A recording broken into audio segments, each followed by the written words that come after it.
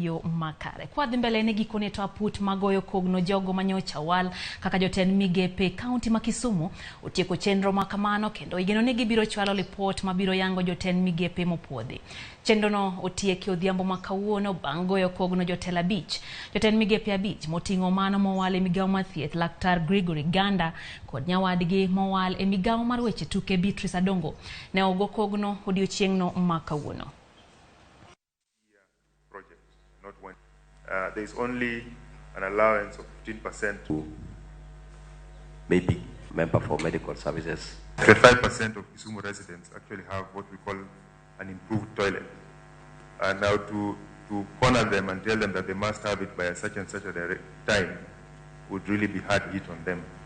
And so what we are doing right now is getting into partnerships with what we call market-based sanitation, with partners who will lower the cost of doing some of these products.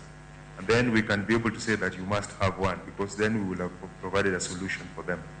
We don't want to fall into the trap of the NHIF Act, which was passed, and said that every Kenyan must have National Hospital Insurance Fund, but then you cannot enforce it because some people don't have money and they'll tell you, I don't have money, what are you going to do about it? Mr. Speaker, I want to say I talked about identifying talents and nurturing the talents.